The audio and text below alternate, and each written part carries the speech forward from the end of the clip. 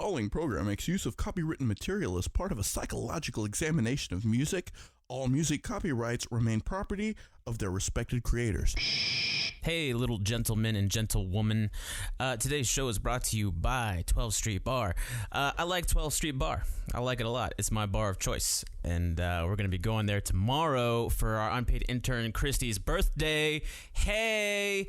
It's going to be a lot of fun. And we could have gone to any swanky little dive bar in town or even ventured outside of the beautiful land of Huntsville to see what there is to offer. But you know what? We're going to our favorite bar, 12th Street Bar. They just started serving some conspiracy theory IPA. I tried an IPA once and wasn't that great, but I have total faith in 12th Street Bar that this is going to be the shit as far as IPAs. Not to mention, this bar also is the best place to go see a show. They got a couple shows coming up.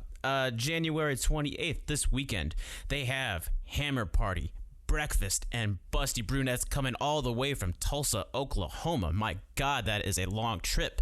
It's going to be 21 and older, so kids, you can go. I'm sorry, but you could be like me, grow a beard, and sneak into your favorite bar and see some shows. It's a lot of fun. But seriously, I do not promote doing that whatsoever. Do not listen to me. But if you are 21 and up, no charge, go see a show. I like some Hammer Party, and I like some breakfast. I like some eggs, I like some ham, and I like some whole wheat toast on the side so I can spread some jam on there. And Busty Brunettes coming all the way from Tulsa, Oklahoma. Can't wait to check these guys out. After that, on February 4th, we got Palace Saints and Den Mother. Definitely excited for those guys. And on February 11th, Logan McCoon and the Pickets. So expect to see some pretty good damn folk music. And Logan McCoon, he's a sweetie. We had him on the show, and we had the Pickets on the show as well. So couple sweet guys. Gonna be playing some sweet music. Get yourself over to 12th Street Bar now. Hey kids, welcome to today's show. In today's episode, we are joined by the awesome, the very cool Rogues Among Us, and we were reached by them, by their sweet, beautiful little bass player, Kyle Rodriguez. He said, I want to be on the show, so we got him on the show, and it was really fun. These guys are cool as fuck, and they got good music. I was very surprised. Well, I mean, I know Kyle for a little bit. I know he's a musician. He likes to rock the bass. So I wasn't too surprised. But yeah, definitely love their tunes. They got a diverse sound. One track you get one feel, another track you get another feel, third track you get a new feel. It's what I hope for in music, man. Oh, yeah. A lot of diversity, and that's really cool. And I think they went to go and explain that it's because their wide range of influences and everything like that gave them that. So that's fucking cool. They're as real as it gets as far as music goes. So we had a lot of laughs. Oh man, it was a good time. We had a blast. And dude. You know what? None of us were drunk. Completely sober. You don't need booze to have a good time, kids. But if you do... Well, you guys weren't drunk? I wasn't drunk. I was told ahead of time to get drunk before the podcast. I didn't know we weren't supposed to do that. You didn't get that memo. Anyways, no, we talked with them for a good extent. And yeah, man, we're going to play one of their songs at the very end. Very good track. Actually, the track that we do get to play is my favorite one. And I really like the song. I actually put it on the playlist of general songs that I jam. On your Spotify? Yeah. Oh my, it's high class. That's heavy commitment right there. High class playlist, and if you guys are listening, Rogues Among Us, you guys should be honored. Absolutely, man. Anyways, can't wait to listen to this show. This one's gonna be a good one. So, Johnny, take us there. All right. Welcome to the Conversationalist. Let's talk music.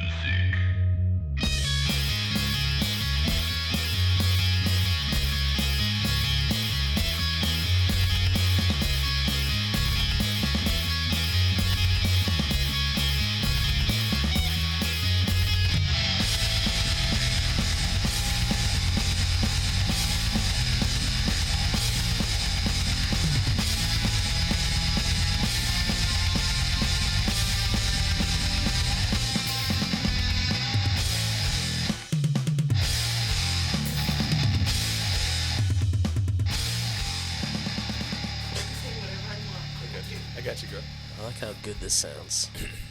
It's top-notch quality, right? Sexy. It sounds really good. Yeah. It's fucking sexy, man. And I like that mic you have, Nico. Oh, thank you. That's Appreciate it. cool. That's the spark. Yeah. Yeah, this is one of our, I guess, our nicer, fancier microphones, which is why I'm using it, and we don't have, like, our guests have it. Well, I mean, that makes sense. I mean, it's y'all's fucking shit. Yeah. You know? Like, fuck everyone else. That's the blue spark. That's how we walk into interviews. Just fuck everyone else. It's all about It's me. and about John. me. This is our moment to shine. I agree. That's This usually is how we fucking I know badass someone like right that. now. Who's like You that, know, Brad? I remember I was listening. I forgot their I name. can't tell you which podcast it was, but I was listening to one of y'all's podcasts a while ago. Right. And it was, you were talking about how, like, people are surprised on how, like, legit it is in here. Uh-huh. And I always remember when I was listening to it, I was like, man, I wonder how legit it is. And it's fucking legit. Yeah. Oh, thank I you. love the environment, like all this music stuff going on. Yeah, the we've guitars always hanging up. Yeah, we and try and make it as the comfortable as computer, possible. You know, these with- mics, Yeah, you know. I feel really I calm. think looking at these girls' asses is what makes me feel the Yes, most comfortable I every definitely. It was like this yeah. before we even started the podcast. Yeah. I'm missing on the asses. I Yeah, can't see I it like, behind me, and but- it's not the whole ass, you know. It's just like it's just the cracks, you know. There's something about the cracks, like It's that in artistic. that picture. It's nice. It is artistic. Yeah. Nice. All right, guys. Well, Nice. Artistic. I want to start this off real quick. I'm going to ask you guys some real random ass questions. Is that okay? Cool. Ask questions. All right. Or we're just like No, not an ask okay. question. Random ass question. We got a couple of those, though, I'm yeah, sure. yeah. You crack Alright. me up, Kyle. All right. Crack you up. Ha, ha, ha. See, this is what I'm talking about. Like these fucking puns. All right. So, concentrate, gentlemen, please. Oh, yes, yes, Sorry, yes, yes. sorry. Okay. My full attention. All right, so you're back in the glory days of music videos, okay?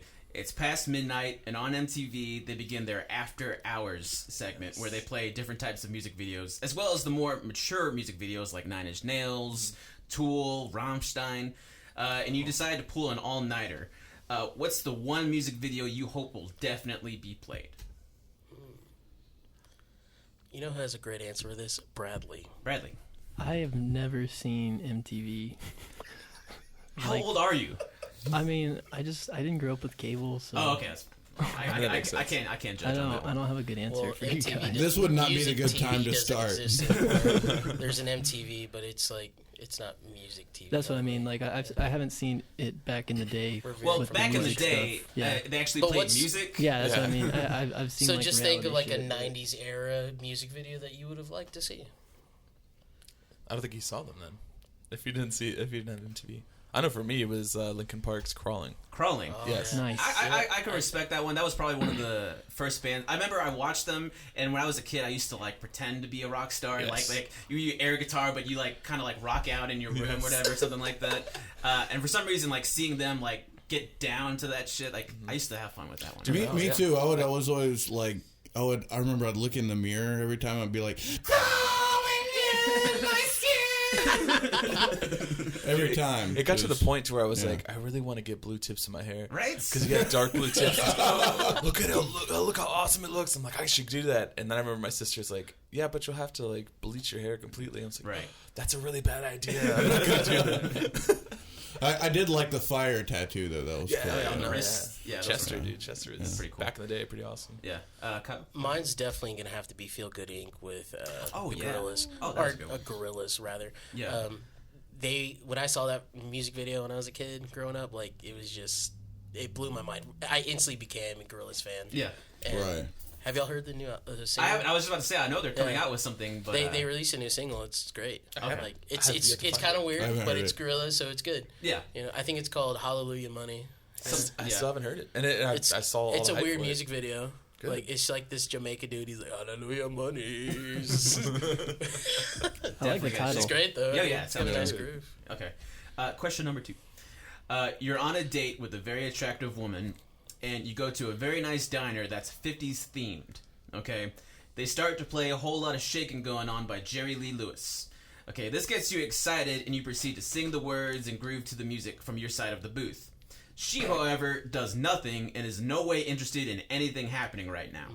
Do you, A, inform her on how much a dumb bitch she is and leave her to find her own way home? Sounds reasonable. Oh, B, Spend the rest of the date explaining the relevance and importance of Jerry Lee Lewis to rock and roll history. Okay. Or C, awkwardly sit in silence while waiting for your cheeseburger and cherry cokes to Oh, arrive. definitely C for me. Definitely C. I mean, I would do Honestly, that anyway. I wouldn't be on a date with a pretty girl because pretty girls don't come to me. Right. I was thinking Come to them though. In more than one way. Yeah, I would have to pick D, where I wake up from the dream. Right. And, Yeah. I was You going know, to... actually, in my family history, like I'm actually related to Jerry Lee Lewis. Are you serious? I'm on the dead serious, liar. yeah. on his No, cousin's side, no, or on my mom's side. no? I meant on his Like, cousin's side or on his side. Oh, yeah, I guess there would be. Yeah, it's a distant relationship. I think it's like my grandfather's second cousin or something like. So it's a Right. very distant relation. But yeah, like I thought that was cool. I went to a family reunion this past year up in Tennessee, which is where he lives, and we passed by his house. I was like, oh fuck. All right. Would you say that you guys have relations? No. Great balls of fire. I swear. That's pretty crazy that you're saying that, because I just picked Yeah. the most random 50s Yeah. song and artist. Yeah, yeah. Like, okay, I don't know it any is of these. weird. Okay, I know Fats Domino's in here somewhere, and Elvis. Fucking Jerry Lee You Lewis. seen that movie with where it's Mel Gibson? I think no, it's not Mel Gibson. Fuck, it's who is it? Oh, it's that movie where that dude's playing Jerry Lee Lewis. Is it Great Balls of Fire? Or Walk the Line or some shit? No, not Walk the Line. It's about Jerry Lee It's Lewis. Great Balls of Fire. I don't remember who It's played him, though. you know what I'm talking about? Yeah, I'm pointing at Joanne. I'll You're come back. killing time, Yeah, man. I'll think about it later, man. It's All right, whatever. fine. I'll All right. probably just blurt it out if I think about it. All right. 10 times better. Question number 3. You book a gig as a DJ at a middle school dance. Yes. All night long, you have to listen to the chicken dance, DJ Casper's timeless hit, the cha-cha slide, Oh gosh, and the Macarena. Okay, Lord. you finally say, fuck this, they aren't paying me enough, I'm out. But as you leave, you decide to put on one song of your choice as one last fuck you to the school, but most importantly, to the kids. What song do you Slayer choose? Raining Blood. Awesome. What would yours be? You can go with some gangster shit, you can go with that grindcore, the ooh type stuff. I think I would put on Cisco's thong song because I love it. And everybody needs to be educated about that ass, you know? You want to give us a taste Well, if of we're that, gonna do- Bradley? It's a school, you know? You gotta teach them kids. Yeah, they gotta learn some way. You gotta learn today. Well, then if that's the case, I'd have to pick "Fuck You" from CeeLo Green. Oh, That's a good, yeah. That's the That's a good biggest choice. "fuck you" song that there is. I think so. I just want something, because, I mean, you think middle school, they're what, like 10, 11 years old. They're still kind of in that prepubescent, still kind of innocent phase. So you kind of want to play something that at least leaves them in tears. That's what I want to Like do. the thong song. Like the thong Oh, song. the thong song will do it every time. Leaves me in tears. Right. Okay. Just believing in that booty. Don't stop. And you haven't seen the music video for that one? Oh, I've definitely seen that one. Okay, I was about to say. But that's like YouTube, so. Oh, okay. I got you. That's his top YouTube. It is, yeah. Okay, number 4. This might be a little bit more serious, but whatever. Which celebrity death of last year shattered you the most, and why? Because last year was a shitty year. I think it's pretty safe to say it was a shit year. I mean, you got what, Bowie, you got Yeah. Alan Rickman, you got Prince. Oh my god. Bowie was pretty upsetting, but Yeah. I cried when Prince died. Me too. Dude, I was in tears. Like, Yeah. it was so emotional for me because that dude was such a huge influence for me. Yeah. Like, Yeah. amazing musician. It wasn't so much just me, but it was more of like it was his music that brought like my family together, and like we would and sing his songs together and dance and have fun, and so knowing that he was gone was never gonna have those moments anymore. No more Sucks. diva. No more diva moments. for When me. Lemmy died, that was actually the end of 2015. Right. That was pretty Right. upsetting too. Oh yeah. You guys? For me, it was definitely Emerson. Like finding out how he passed away, like him committing suicide because he, I think he had messed up his hands. He couldn't play piano anymore. They're just like, that's it. You're no longer able to do it. And he's like, forget it. I'm done. That sucks. And committed suicide. And I was like, oh, to leave for your art like that. That says a lot. Oh, And yeah. who That is says a this? lot. Keith Emerson from Emerson, Lake and Palmer. Oh, okay. Yeah, and that was hella crazy. Yeah. I mean, because don't get me wrong, like Bowie and Prince and a lot of guys that passed away. Like, that was big. There's definitely like the bigger names that left. I mean, recently with the what's her name, Princess Leia, Carrie Fisher. Yeah, like, and then her mom passed away. Oh yeah, like you have like those big names, but there's still like a lot of like, you know, I don't want to say underground, but like lesser known artists, but still artists that affected people's lives in some way. I mean, when you lose your heroes, I think. I remember when Chi Chang from the Deftones, when he passed away. He's like the Deftones are my favorite band of all time, and whenever he passed away, I legitimately was just like taking a moment to myself. I was like, I'll never get like my favorite band back again. And it was hard. Yeah, no, it's a hard realization. Yeah. It is. All right. Oh, sorry. I really like the one Mark just said. Yeah. But I honestly I didn't really. You weren't affected by much. Not really. Yeah, it's funny. His girlfriend, Christy, she says that.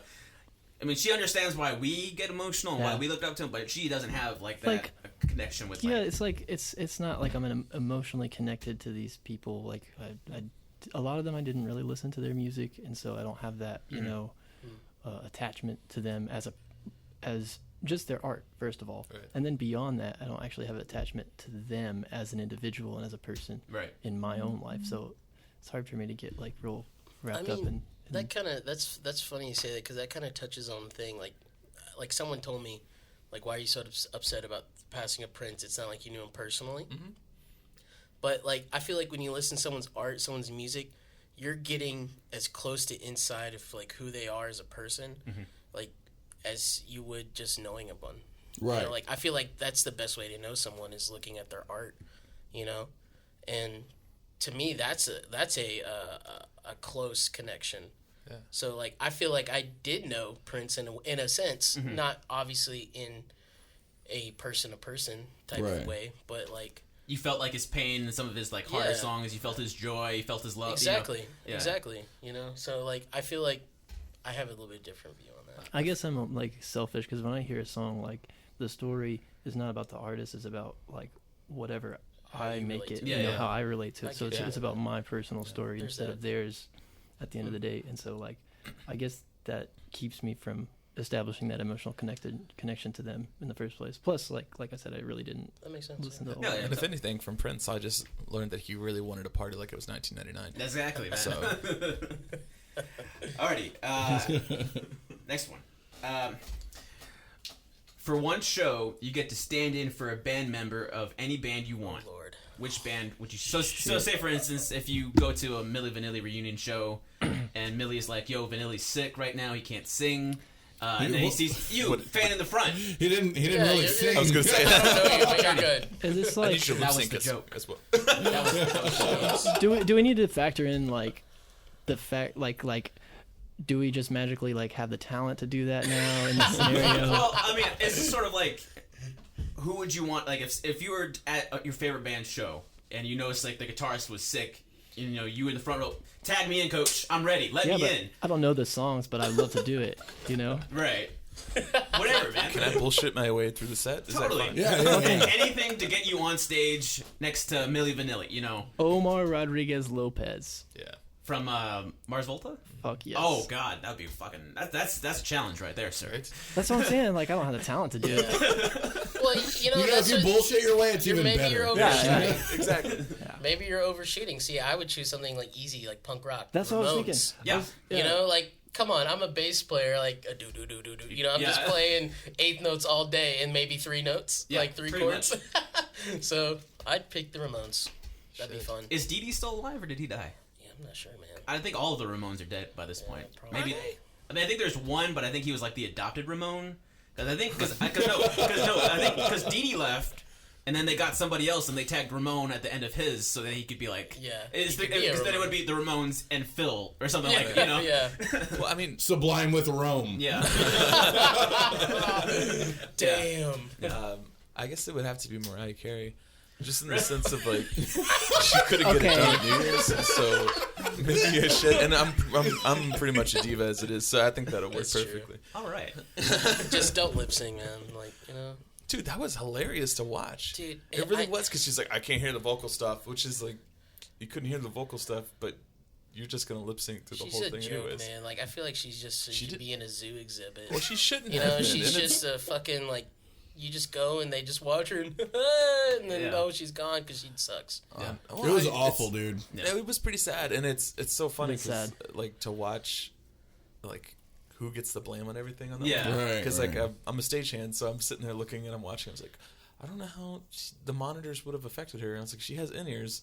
Yeah. Her in-ears are on, or they're not Yeah. in her ear. And I'm like, okay, well that's one problem. And then clearly you hear that there's no actual like track going on, like vocal track, and you're like, oh, that's what it is. The main vocal track isn't there, which means someone didn't give it to them. Yeah. And they didn't Right. turn it on, so that screwed up her. Once again, thing. I blame 'Cause- her because she did not sound check, and they mentioned how she did not do a sound check.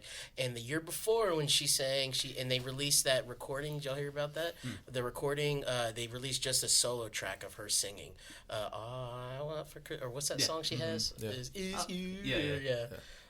They released just a vocal track, and it's like super out of tune, like bad rhythm, and just cracked notes everywhere. It's horrible. And like now she had a repeat this year again of a similar type of thing because she didn't do a sound check. To me, that's unprofessional. Of her. Yeah. Well, I mean, that's. I don't care who she is. But that's where be she's at. professional But she can and be- own your craft. But she can do that. That's the crazy thing. No, is that, she like, can't, well, no, because she's She's like on a whole nother like level as Yeah, far as she like is. diva-dom. Like she's like the queen Well, diva. yeah, if you're talking about nowadays. dumb, yeah, she can. She's very capable of being dumb. Yeah. Which is funny because apparently Celine Dion is like the ultimate diva. I don't know if you've ever seen the battle when they had like this. I think it was Aretha Franklin's anniversary, something like that, and they had her singing at the end with all these other musicians. Like I think Christina Aguilera, Celine Dion, Shakira, which was weird, and a few other people were there. But it was crazy because they're singing, I think, "Respect" or another tune from Aretha Franklin, and she's like going off. She's doing her thing, and Celine Dion's in the corner, like challenging her by doing it back to her. So it just went on for another like extra like 3 or 4 minutes, and then the whole time, and it's the most amazing and most obnoxious thing I've ever seen. I would love to watch a diva rap battle. That would be great. Wow. That'd be pretty awesome. It would. All right. You just got served. Yeah. All right. Last question. Okay. Before I say this, you guys are familiar with the movie Night at the Museum, right? Yeah. The Which Ben Stiller flick. Yeah, which one? Either of them. First Okay. one. We'll say Okay. first. Okay, so say you guys go into like a museum of natural science and arts or whatever, and same thing as Night at the Museum. Everybody comes to life, and we'll make this hypothetically a few years in the future. You run into Bob Ross, Mr. Rogers, Carl Sagan, Neil deGrasse Tyson, Bill Nye, and LeVar Burton, the guy from Reading Rainbow. Reading Rainbow. You gotta marry one, you gotta kill one, and you gotta fuck one, and the rest get to watch. Oh, shit. I gotta kill one, fuck one, and marry one? And the rest get to watch. Fuck a guy, Okay. no matter what. You mean have to watch? Have to watch. Get used to it. No, they'd want to. That's true. They You're right. want to. You're right. Like we I'm have willing. nothing. We finally are alive again. We have nothing else to do. God. We have to watch these guys fuck. That's basically what's happening. Yeah. Yeah, that makes sense. Let me just. I'm gonna read the list to you guys. Yeah, please, the people. Bob Okay. Ross, Mr. Rogers, Okay. Carl Sagan, Neil deGrasse Tyson, Bill Nye, and LeVar Burton, the guy from Reading Rainbow. Okay. Marry one, fuck one, kill one. What would you I do? keep thinking about that whole Reading Rainbow rap thing. where Oh, they with come- a DMX or some shit? Yeah. Yeah. X gonna give it to you. I don't want to repeat what he was on that video, but it was hilarious. I was dying. Yeah. Anyways, if y'all haven't heard it, we'll show y'all later. That's all good. This guy's staring pretty deep, man. Yeah, you think about it. Well, definitely for me, Bill Nye's gonna be in there somewhere, and Mr. Rogers gonna be in there somewhere. That's not what I'm asking you, Kyle. I'm trying to fuck. figure out Who which would you which marry? would be Who- which. Because you got to think, like, marry, that's like long Yeah, commitment stuff. yeah. So who is going to keep you comfortable? Well, Mr. Rogers maybe. Okay. That's what I'm saying. That's what I'm saying. Mr. Rogers. I would for kill. Mary. the first one you said, I don't remember who that is. Bob Ross? I don't know who Ross. that is. So I I'm don't gonna kill remember him. who that is The either, painter. to be honest. The painter. Oh, Oh, I didn't watch this shit. The happy little trees. yeah, it I doesn't didn't make me watch happy. this shit. I'm just gonna have to say, me and Nico Definitely are actually gonna marry avid Bob brothers. Ross fans. Oh Yes, shit! hey. I said the wrong answer, guys. That dude seems a little hairy, so I definitely wouldn't fuck him. Okay. yeah. You watch your tongue about Bob Ross. So it's fuck, marry, and kill. Yeah. Okay. I'm gonna kill the Reading Rainbow guy. Okay. Nice. I'm gonna fuck Bill Nye. That's what I was thinking too. We got him on record. We got him on record now. I get fucked by that. Yeah, I'm I'd fucking fuck you, Bill Bill Nye, Nye, too. the science guy. Bill Nye, the science guy. Bill Nye. Well, that's perfect. Then you can sing a song during the theme song. Yeah, we're gonna You're fuck to fucking- that song. Bill. Bill. Bill. If you marry him, you can keep Bill fucking him Nye, too. the So. power bottom. Yeah, but no, hold on. That's a different topic. Do married people really fuck that often? I mean, fuck Yeah. or have sex? Yeah, I think love. after a certain point, they quit making love and they just go straight to fucking. Once you get married, sex is about It procreation. sounds so much more dirty. Though. I feel like married people just have sex because they have to. Well, yeah, they have to. No, Have they don't sex. have Like, to have like, sex. That's why like, it's I, called like, I feel like having there's too many sex. movies of them just like once a week going. So we're gonna have sex. We're gonna do this or not? You know. So, do you, and like, Well, and the yeah, I wife's think it's more "Eh, like I that." don't know. Kind of tired. It's been a long week. Maybe tomorrow.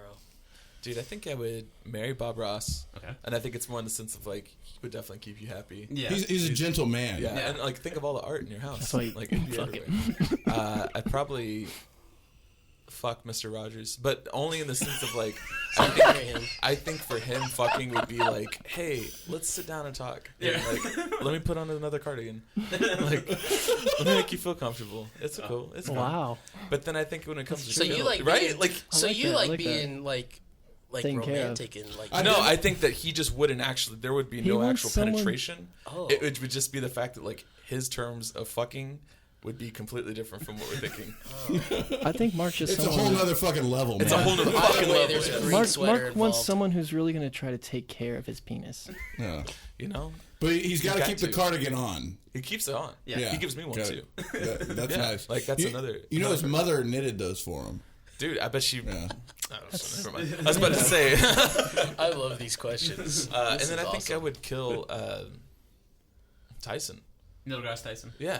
Oh, who's that? That guy's such a I dick. could see The that. black guy who Yeah. He, runs, he does the Cosmos show.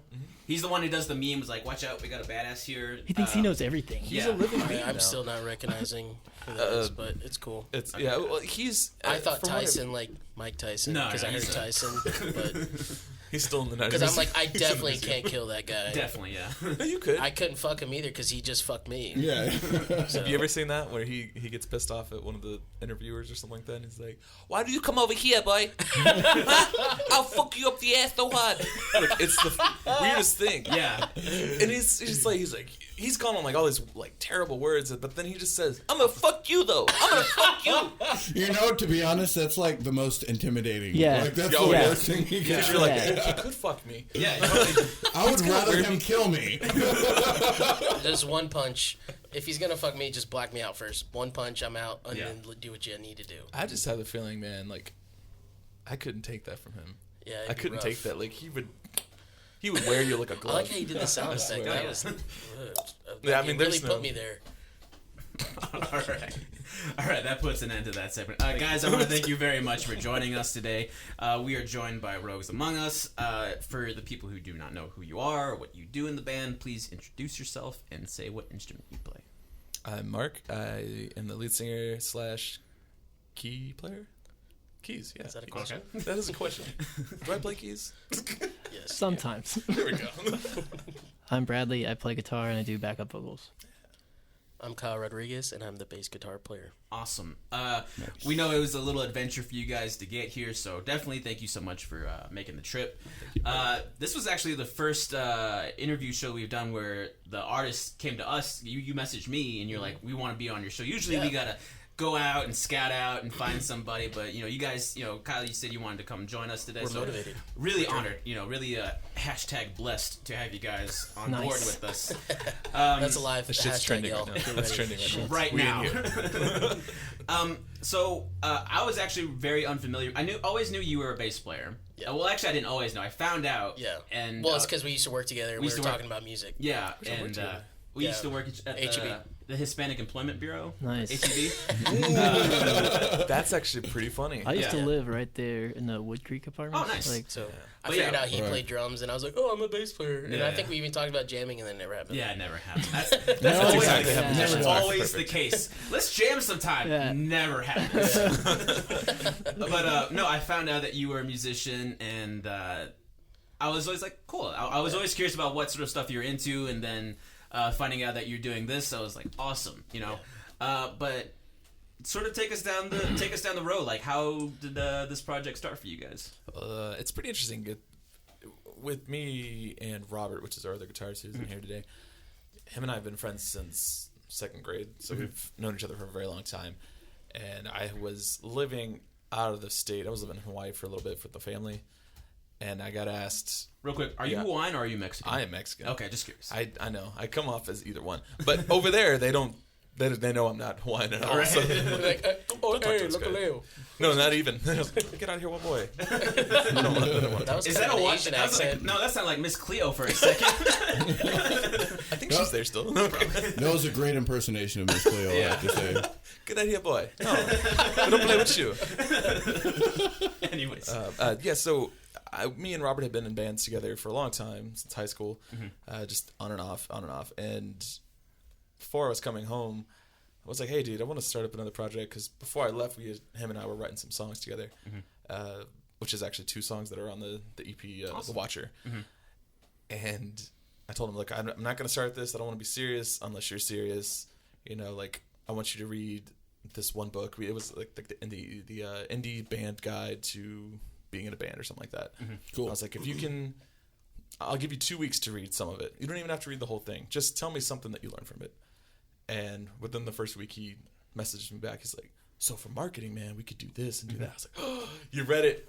We're doing it. Right. I'm coming home. We're going to get this done. And I had to put out something about like, hey, I'm looking for guitarists. You know, other I people remember want to be in that the band. post. Yeah, and Bradley actually messaged me twice. That was when I was going to Sam. So Yeah. like I had met him at the music school. Like we knew each other. We never really talked to each other, but Yeah. we knew each other. And then I saw this post on Facebook, and I'd always wanted to be in a band, but like all my friends growing up, they never really like had any like kind Wait, of is drive Rogues or your first band? yeah. Well, I was in like this pseudo band. We never did any performances, so That's awesome, this man. is my first know band. So I saw this post he made about like looking for a multi-instrumentalist. Is Yeah, what, that's what what it we was. said at the And time. I actually went to school for saxophone, and they make us learn piano at this school. So I knew more than one instrument. So Right. I was like, you know what? I'm gonna try this out. And I sent them some recordings of stuff that I had done in the past, and they were like, "Oh yeah, man, this is great. Let's meet up." And then that never happened. The first time. And then a year goes by, and then I saw the same exact post, and I was like, I guess I these wonder which one I guys, saw. I guess these guys just didn't like me. And then I got real sad for a little bit. I was like kind of upset, and then I was like, you know what? Fuck it. I'm gonna do the same thing. So I did, and then we actually met up, and then now I just play guitar instead of all the multi-instrumentalists. But, Well, but I mean, But you it was- played guitar at Sam Houston. You're the guitarist. Yeah, you played. I swore I saw you. No, at some I never concerts played guitar at Playing Sam. guitar in the jazz Nope. band. But it was Never. funny though, because the first time that you messaged us, Never? it was before I left for Hawaii. yeah. And then the second time, I wasn't even back home yet, but I put it out there to see if like Robert could meet them and stuff, and he met up with him. And then our other bass player at the time, Nathan, who also went to Sam with us, he answered, and he wanted to play bass as well. And so all 4 of us kind of would get together like whenever we could, and we're like, well, we can't do anything if we don't have a bassist or we don't have a drummer, you know. Oh, so yeah. we ended up. He had a friend of his that he wanted to join and kind of jam with, and it worked out with that. And then Nathan left not too long ago for other reasons, and now Kyle's with us. He actually helped us out because we were just about to hit for tour, and were in the recording process at the same time. Like he stepped up for the tour and just like killed it. And then we're like, hey, so that was really good stuff you played there. Can you play that on the record too? So like when he came back, like he recorded on the record, which was really good too. Kyle actually busted a gut for us on tour. He really did. He I was had curious about that because I saw the picture that first off I saw a picture of your belly button and I was like, that belly button though. That's what I wanted. You want to see it right now? No, it's okay. Okay. we had to send him home. Like tell the story. It was the second day of the tour, and we were in Oklahoma. Just got done with the show, and it's like past midnight. We're leaving the venue, and there was a band. Well, first of all, there's a band there. What were they called? There was a band there. There's a funk band, all instrumental. They're called Biscuits and Groovy. They were How fucking. good is that name? They were so good. And they were like, me and Bradley were just like, oh, like, and all of us really were just, That drummer, like, they're so just good. he had the sickest pocket Yeah, I've ever heard. the best man. It was pocket game crazy. I've And he would heard. just stare at you, like while he's Yeah. drumming, and you're like he pseudo was dressed smile, up so you as don't a know if he's really smiling. He was so you're dressed like, up as a preacher. Like, I went up to him, I was like, should I call you Reverend? Or he's like, Father is good, or something like that. Or I can't That's remember. creepy as shit. Yeah. Hey, as long as you didn't say daddy, you're fine. Yeah. But right. anyways, the band, like, they're still playing, and we had to leave. So we're getting ready to go. We're getting in the car, and I'm walking out. And I remember coming up to one of y'all, and I was like, dude, that band was so good. It made my stomach hurt. Yeah, that was me. Yeah, And then y'all started like, yeah, they were good. And I was like, no, really, my stomach hurts for some reason. I don't know what's going on. And we get in the car. They're going to the gas station. And at this point, I'm feeling nauseous. And, like, Mark's helping me because I was trying to throw up. And I eventually made myself throw up. And at one point, we're just like, we need to go to the hospital. And the doctor said I had a hernia. And had to do emergency surgery. And then I went home the next day. Yeah. Wow. Well, maybe it was 2 days It was later. crazy. Well, I think we had left the next day. Okay. But Yeah. you left the Yeah, day after. yeah, y'all did. Yeah. Y'all left the next day. Okay, the only funny thing about that whole situation was that earlier in the day when we were traveling from Denton to Oklahoma, we got a flat tire, like on our trailer, like the whole tire well, like just ripped off and shredded the tire. And Kyle says, well, if this is the only bad thing that could happen on tour, And everyone says, Don't no, say it. stop, don't say it, don't say it. And he was like, Like, no, I even gotta finish. before No, I I'm finished- gonna say it. I'm gonna say Let it. me say it. Let me say Let me it. say it. And I said, if this is the only bad thing that happens, we'll be good. That night, I get a hernia. at freaking midnight, Those she's like, words "I don't sent feel your well." ass home. But it was crazy because then, like, we thought, okay, maybe that's it. Maybe we'll be fine from there on out. We keep going, and with only like a week left to go on the tour, our San Francisco show got canceled. Like all of a sudden. Well, I think the owner's friend had passed away, so it's like, okay, that's understandable. Oh, get yeah. it. Yeah, and so we were driving, and we're like, we're gonna take our time, and then next thing I know, I just see we just heard our engine like kind of over revving a lot. Like, okay, I want to know what's going on. So I tell Robert, I'm like, hey man, like it's over revving. You need to take your foot off the accelerator. He's like, my foot's not on the accelerator.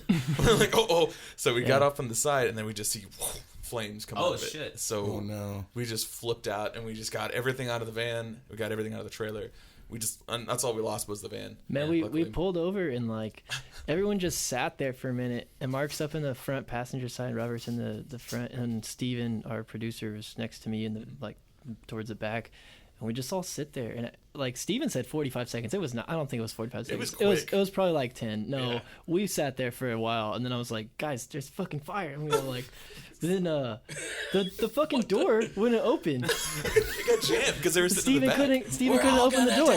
So fucking Mark like summons fucking power from somewhere and then just fucking rips the door open. He hulks that shit open.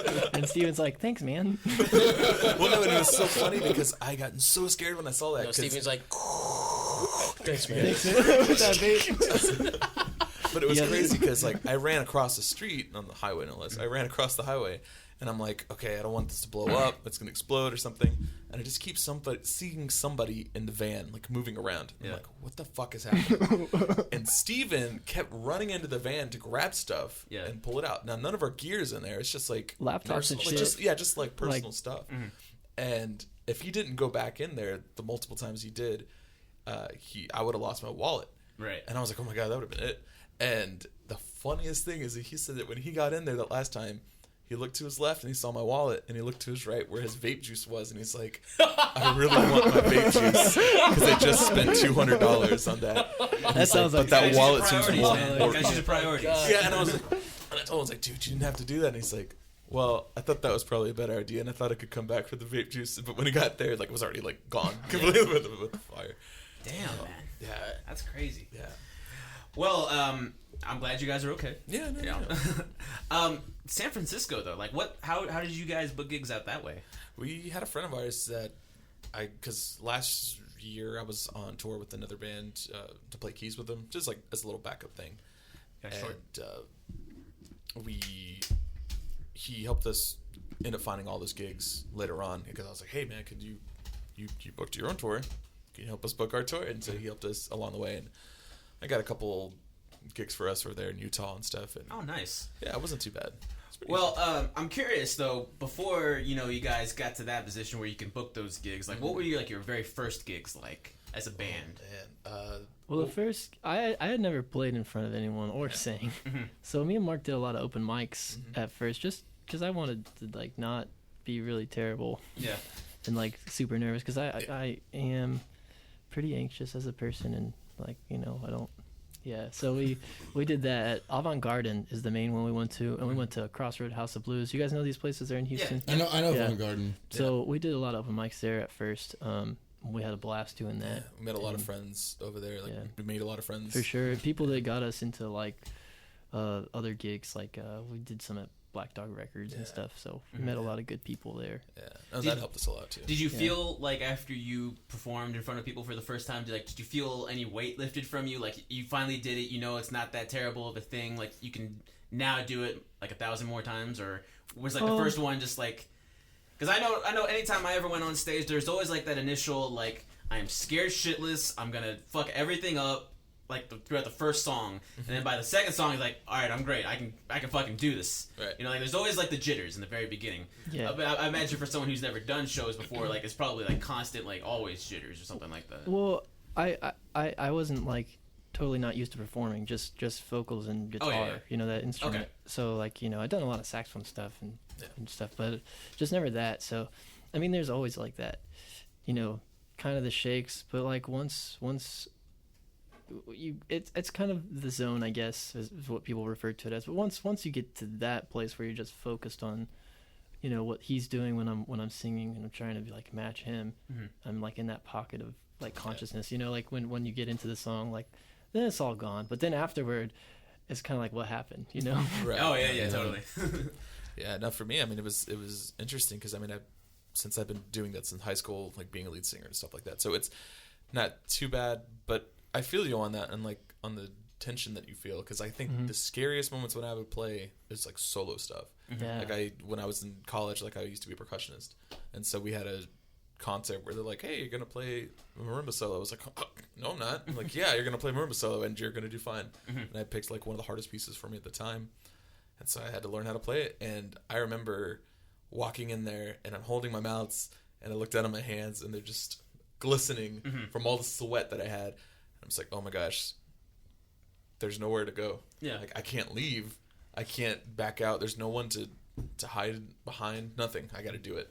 And after that initial show, I was like, oh, you know what? I can do this. I just got a quick question. And do you think it says something about the personality of the person? Like people who are usually like you get like the sweats and everything like that. But then there's some people who just thrive to be on stage. Is like, Right. Look at me, I'm the center of attention. Like, do you think it's more of like that personal, like who you are, like I don't know, introverted, extroverted, or just like psychologically, like I fell in front of this group of people and they laughed at me. I'm embarrassed to be in front of people now. You know what I mean? Like Right. Well, I think it, and a little bit it does on little points, because I feel like you can be introverted, but you can actually switch to being extroverted, because I used to be pretty introverted as a kid. And now, like, I can talk to people and I can be on stage and do things like that and feel a lot better. I think you're really talking about like nature versus nurture, and I think it's kind of both. Probably, yeah. Because I know Mark, and like he is pretty outgoing, but it also really takes a toll on him. And I'm the same way. Like I can step into that role and be outgoing. I've learned to do that. But me as a person, I'm not naturally like that. I'm more, Right. So Right. and I know Mark and I both get like really emotionally and mentally drained from long periods of time, like trying to be social with other people. And so We So- definitely have our recluse moments. Yeah, where we're just like, so- okay, we'll be done for the world. I think for it's like a little good bit month of or two. both, but Yeah. you're right. You can totally learn to step into that role, but I don't think that's like who we are No, necessarily. it's definitely not who we are. Right. And I think that just takes time and practice. And once you kind of get a hold of it, you're just dang.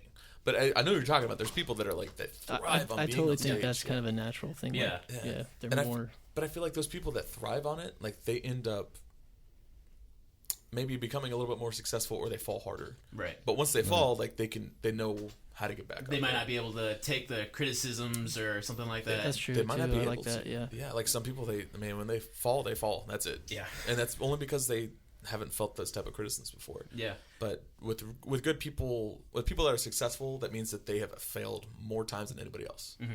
You know, I mean, you have to fail every Yeah. single Oh, time. yeah. Yeah. Yeah. Because it's like we were talking to our producer, like Tom Petty, like hundreds of no's, 2 yeses, Mm-hmm. and 2 yeses is all it counts. Right. That was the same thing with Joan Jett and the Blackhearts. Yeah, and I'm saying like they were like all over New York trying to get signed, and they ended up just made their own label. yeah, And they were selling CDs of their first album out of the trunk of their car, and then they just kept selling them by the hundreds and hundreds. And you know that album, I can't remember the name of it sadly, but that album had I can't even think of the huge. I love rock and roll. yeah. Like that album, it had that song on there, and that's was a huge hit that's still played today. And so it's kind of like crazy. Like they didn't have that success at the time, Yeah. like right off the bat. And you can imagine if they didn't have like that one person that like helped them, you know, the world would be deprived of like. I don't know who's to say how relevant Joan Jett is. I think for female musicians, like if there's a young girl that's interested in playing guitar, they can look to her and be like, "Hey, Yeah. Joan Jett, fuck yeah," Right. you know. But if that one person, like if everyone said no, it would be deprived of like that part of rock and roll history. You know, people to look up to like that. actually, could you imagine any musician if they never failed at something? Yeah. Like how much? Boring. First off, how much of an ego they would have? Yeah. And they How- wouldn't create good art. It'd be like two-dimensional as fuck. Exactly, because you would get to a certain point where you're just like, well, anything I put out is fucking gold. Ugh. And then when you do get the big no, where everyone's like, no, this is awful. Yeah. Like that's when it just you see people drop off the Well, now planet. you're talking about Kanye West. That's what I was thinking. Yeah. For real. Yo, He's a Kanye's sick, genius. bro. Okay. Yo, Kanye's sick, bro. Well, it's funny that you say that because I've always thought that nowadays literally anybody can create a record. It's so easy to create a record. Oh, yeah. I mean, we could create a record right now with Right, limited right, right. equipment that we have. And we're doing it And right we now. could find a way to put it The out. record of this conversation. Yeah, exactly. You know? But then eventually, after a while, maybe someone might hear it, and then bam, you're on a festival gig opening up. You know, it's like how easy it is to like just get your foot in the door. You see, that's the funny thing with it being easier to be like to get your foot in the door. It's also harder. The market's saturated. Yeah, because the market is way saturated. Yeah, like, yeah. Man, I remember being a teenager and I was like, who do we pitch this to? Yeah. Like, who do we talk to about recording something? How do we do this? And It was, now all, it's it was just all a like- mystery back then. It was all a mystery, and now it's like, hey, I bought a program for $500, Mm-hmm. and I have a microphone, and I have an interface, you know, Yeah. and my instruments. So let's go ahead and start. And it's you end up getting a lot of really interesting things, but at the same time, like you get a lot of imitations, you get a lot of things that aren't that great. I've heard good and bad, you know, but it's people trying, which is great. Yeah. Now- I'm happy that that it's people have that access and they have the ability to put their art out and put their music out. But you think about it, like how many bands have you seen show up and like they had a good song on the radio and then bam, they just disappeared. Like band after band would just start appearing, and you'd see them like at BuzzFest. Maybe they do a gig or two, and then where do they go after that? You know? Do you think They- that's a symptom of the recording things that you're talking about? What do you mean? Like I just like I don't know. You Like said how something. people can make records at Yeah, is that, Oh, is yeah. that what you're saying? Yeah, well, I'm just saying like it's 'Cause I how feel like- easy it is and how many bands just show up out of nowhere. It's kind of like you're saying like how Yeah. they show up and then they can easily just like.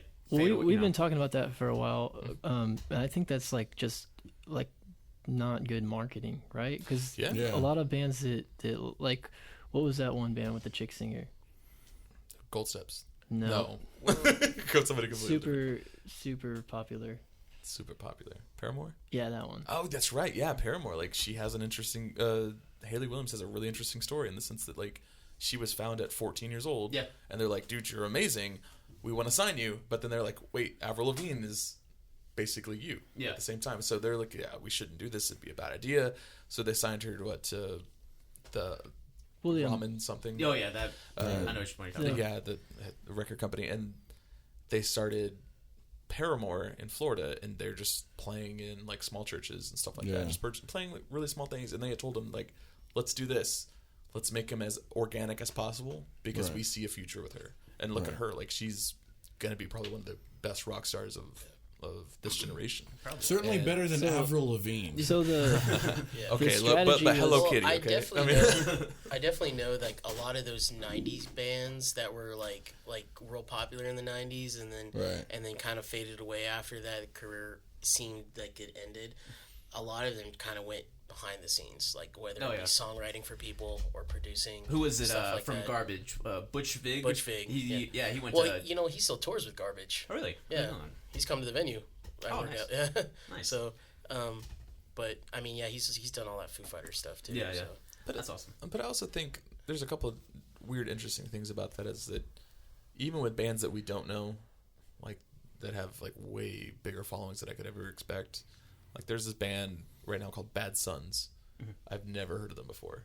And I work at a venue too, so I'm like, I don't know who the heck this is. But we ended up selling out the top room for them, which is the smallest room. And we had people waiting from the night before at 11 p.m. waiting in line to get inside.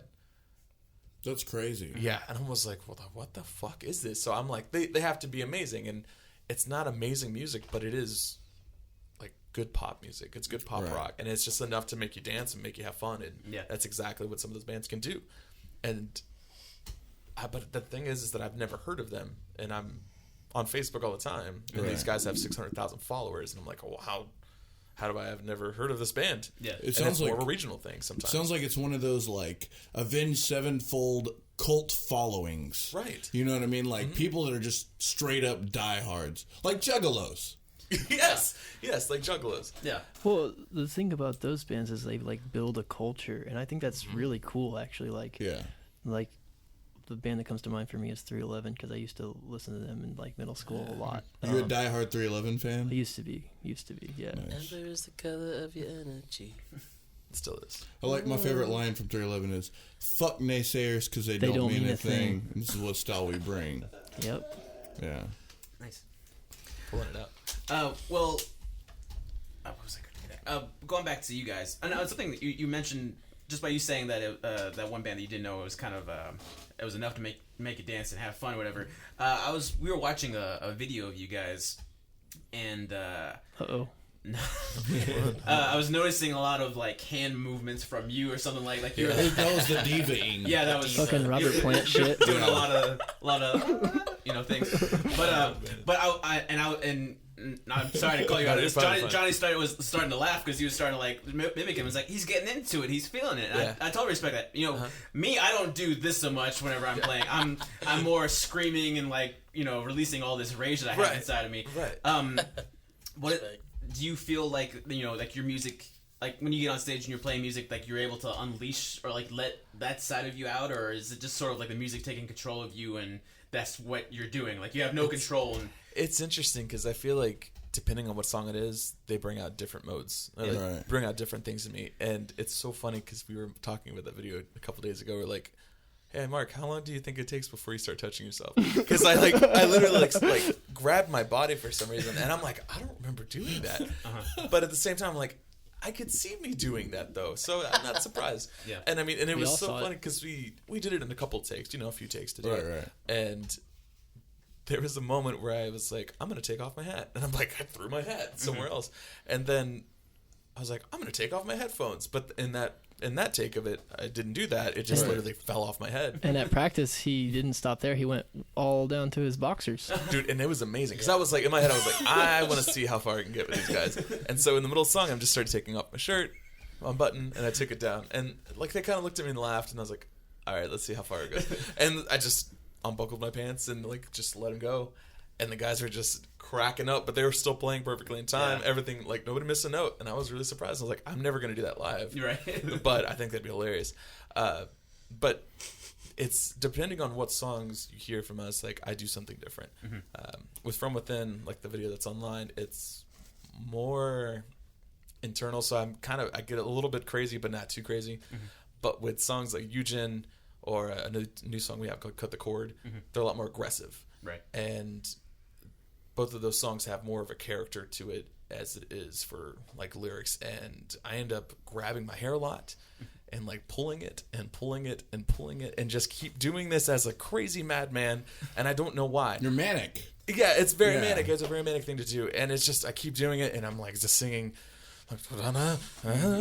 And it just, but it feels like that's perfect for the moment. Like it just kind of feels better to do that. Because if I stood there and kept singing, like it doesn't feel like I'm giving everything I got. Right, and that's something I've always been curious about with musicians. Like, do you? And I think there's a singer, Sturgill Simpson. Do you guys know who he is? Yes, I do. He once asked, like, I could, sing perfectly, but I'm not really putting any of the emotion and the feeling into it. Or because he critiques himself, like you can't really understand what he's saying sometimes. Yeah. And I think listening to him live, some of his words are a little bit slurred, but he's like, if I put the emotion out and give everything that I have, it'd be more. But there'll be the people like, what's he saying? What's he talking about? Right. So I guess that's always like a battle. You kind of have to choose. Like, do I give the listener my everything, or do I give them what they want? I think that a lot of that depends on the setting, because like if you're talking about a record, you definitely have Gotta be like heard. less emphasis on the energy stuff. Rely a little bit on other stuff for that. But like live, man, people want to see a show. It's a performance, and when you talk about a performance, you're talking about more than notes and rhythms and colors. It's about like the energy that you convey. And I'm learning that because I get in the zone, but it's my zone, and I don't convey that to other people. You know, but that's something Kyle has taught me without words. He just like whenever he plays, he just like gets into it. That was something I wanted to say to Kyle. The video that we were watching, like that was the first, like the most I've ever seen you move. Like, and I was like, I'm digging it, but it's funny when I'm actually on a stage when there's lots of room to go around. I'm moving way more. I believe it, but it was funny. The video that I saw, you were kind of doing like this Jay Leno like head movement type of thing. Yeah, and I was like, I can't make fun of him for that because he's so into it. Yeah. There was a part of the bass where I go on From Within, do do do do do do do do do, and I like do this head bop, do do do do do do, because I'm feeling that rhythm. Yeah, I don't know what it is, to be honest. Like, because I know what you're saying. Like, I kind of go into another world as well when I'm playing on stage, but like I don't realize I'm there. But I know something's up because like I've had, and this is weird, is that I've had multiple people come up to me after shows, even on the tour kickoff show. Nice. I had someone come up to me and they bought me a drink. Like multiple times this has happened at different venues. I played at Numbers years ago, and I had a tab open. The lady's like, "Y'all were awesome. You don't have to worry about the tab. Perfect. You just order your drinks." And I was like, "Sweet." And then that Rogue show, the same lady, she came up to me. "I just wanted to say, like, I enjoyed watching y'all so much, and you're awesome. I want to buy you a drink." And I was like, "Well, I'm down. Let's do it." I don't know. I need to follow you every time that you go to the bar after a show. After the show, just come with me drinks. to the bar. Someone's gonna buy me a drink. I can probably get you too. Because I think also it depends on like where you're at. Because we've played shows where we're on pretty big stages, and it's like, okay, this is pretty big, but at the same time, it's not so intimate. So, as much energy as you're giving, sometimes you might not receive all of it back. I think that's called playing the venue, and we haven't figured out as a band how to play a bigger stage because we don't, we're used to our little small space, and we conquer that small space. So when we're on a small stage, is it your we safe feel space? more comfortable. You know what I mean? And we can do a better job there. But once it's a bigger stage, we haven't quite figured the dynamics of like running around and all that shit. Yeah, and that starts to get tricky whenever you notice like your audience gets a little bit bigger. I remember like our shows, we used to be in a band together. Like our shows started very small. Like a few people would show up, and then we noticed more people would show up, and then noticed the whole damn bar was like filled with people. Yeah. And then it turned more into like, okay, this next song is called. It's like, how the fuck you guys doing? You kind of like play the audience, and you have fun with the audience, and that's always that's. It's hard to do that when it's a small crowd. It's hard to be so engaging like that because like you're not feeling as pumped. Like it's awesome. Like I'm glad like whoever comes to a show that we're playing at, like if they're there, I'm happy. Like I'm gonna go talk to them. Yeah. But like like when you're on the stage and you just see everyone just packed in there, like that gets you pumped. Oh, yeah. Like, and No, you're it just does. like, I think you just every wanna see band, how's it going. every band at least once has to go through that moment where it's you and your audience is the other band that's Yeah. playing. Like that's it. We had that happen to us once where it was like us, there was 4 people in the band, and then the other band, I think there was 5 people and like maybe 2 girlfriends. That was the audience. So like they opened up, they played, and we were in the audience. Okay, then it's pretty much just the swap. I guess we got to do this. I guess we should stand here too. Yeah. And we've had shows like that too. Like those, I mean, us being on tour, like no one knew who we were, which is Yeah. perfect. I'm like, cool, you're gonna get to know us. Yeah. You know, Yeah. and that's what happened in Denver. Like there was not a lot of people there, But they loved us. but they loved it. Yeah. Which was cool, and like we could see more and more people coming in because they're like, "Hey, what's going on?" And more people got pumped about it. So that's what we want to do. To me, like I'd rather play in smaller places and just have more energy and have it packed. Be closer to people. Yeah. Really. Like doesn't matter how big the crowd is. Like No. just like the proximity. Yeah, you the know? proximity is so amazing when you're like basically Yeah, nose to right nose on to top of someone. them. Yeah. Yeah. I think it was Anthony Green from Circus Survive, one of my favorite bands of all time. Yeah. I think he said, like, because this is after, like, they've been a band for a good couple of years. Like, they went to a show, they went to a different country to do a show, and nobody really knew who they were. And he said, normally, I would be nervous about this sort of situation, but I thought, this is the first time they're ever going to get to experience us, and we're going to experience them together. So it's all a first for everybody. That's really cool. I think that's a pretty positive attitude how to treat stuff like that. Oh yeah, That's probably why he's so popular. Probably. we're definitely popular. Now, but speaking about your music and like the feeling that you get from it, like when you're writing music, is there like do you like just try and like leave it to be open, like whatever comes out, that's what we want our style to be like, or did you like were you influenced by other artists or bands? And you're like, let's play like I don't want to mean like play like them, but like let's do like because like we were saying one of your songs.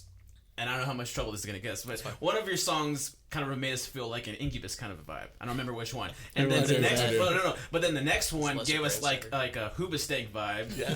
And then what was the third one that you said? I said like a David Aubacher, like a Black Keys feel to it. Yeah. So with the 3 songs we were given. Yeah. So are you when you were writing music, was it like were you trying to take pieces from your influences, or were you just like, I have these ideas, I have, because I think you said something about you going to school of music, right? Yeah. So I imagine like music is probably constantly going inside your head at some point, or Yeah. Well, see, that's the funniest thing because, shoot, with that first EP with The Watcher, a lot of that material is pretty old at this point. Like we recorded that when 2014. How long was the No, band together by that 2015. point? It was 15. 2015. We had just started together by 2015. Yeah, we weren't even together like 4 months before we just And y'all recorded that EP. Recorded? Wow. Yeah, because we We didn't even have a drummer. No, exactly. Like we had Our friend from Sam that we Yeah. knew. yeah. He hooked us up with the producer, and and then he played drums on it too at the same time. It was great. There was good drums on the album. Yeah, he But- did a great job. as far as like writing, I don't think there was only a couple songs we actually like sat down as a group and wrote them together. Otherwise, it's been one member or the other member, or like 2 members come together with one song that we build on it and we change it together. But it's not like we've sat there and written something out, except for 1 or 2 songs, like I said, all together in one room. Yeah, So 'cause that actually contributes, I think, to that stylistic, the differences between each track, which I really like. But It gives you like a variety of like. Yeah. I mean, you're not gonna Yeah, get one forward kind of sound. It's like one song could take you one way and one could take you the Yeah. other way. Right.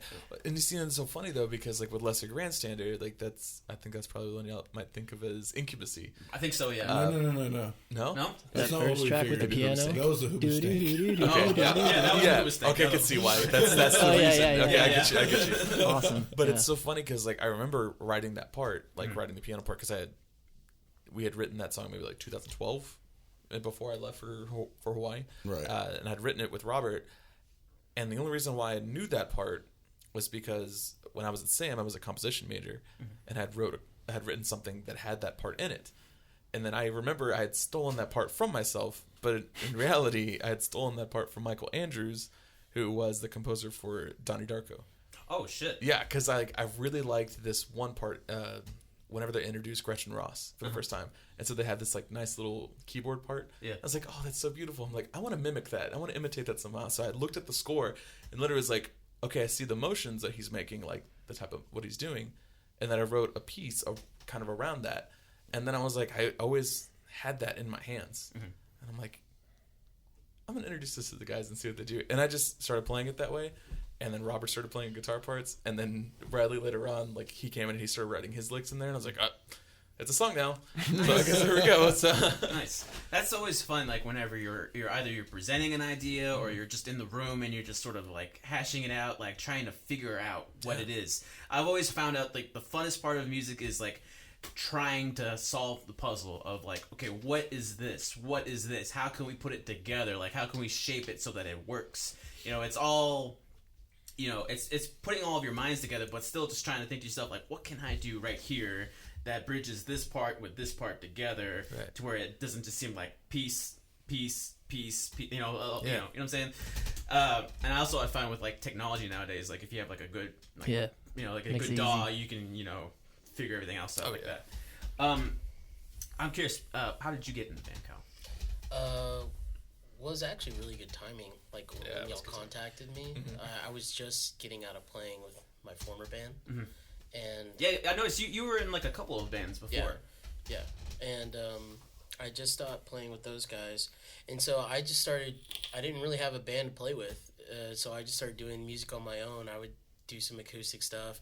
I have a little studio I set up at home. I do some recordings, and I honestly like I was gonna plan on making a bunch of songs and then going to a studio and recording them, and then doing just a self album, I guess a solo artist release album, and then those plans were shattered. No, I'm just kidding. Yeah, I'm sorry.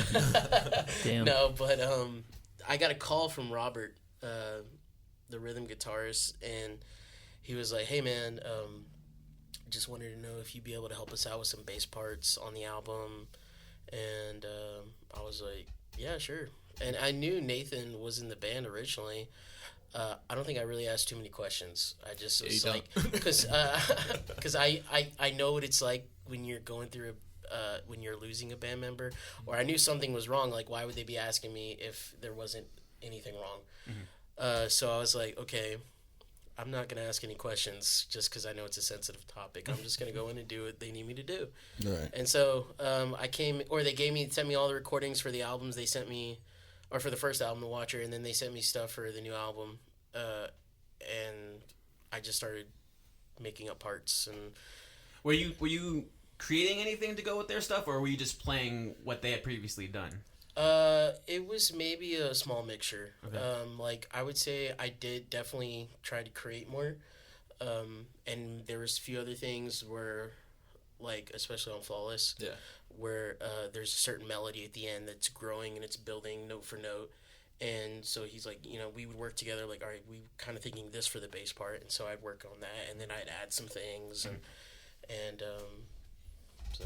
That's always a touchy thing whenever you introduce a new band member, because I remember we were in transition of letting go of one bass player and bringing in another, and we were trying to show him some of our songs, and there was one in particular that he would play, but he was like, you know, I just don't feel this, I don't have a connection with this, and that's almost when the shitty part of being in a band comes in, because the egos and the whole I didn't write this, so I'm not going to play it type of thing. I imagine that there was no problems with that. I had to put some of my ego aside, because I did come in, there was a deadline that I had to meet for the bass parts, and I was able to get 3 of them. So I'm on 3 songs of the album, the first 3 songs of the album, and the last 2 Jonathan did, and then Robert did. And, like, the more, like, after coming back from tour, like, I remember I had a conversation, Bradley, you were in the room with us with Steve, and I was like, hey, man, I really want to redo my bass parts, because, like, I'm playing the songs better now than when I was weeks ago before tour, when I was just learning them. Right. And I have little different parts. I was like, I'd like to re-record them if we can. I was like, I'll pay for it. I don't care. Like, I just want this album to be great.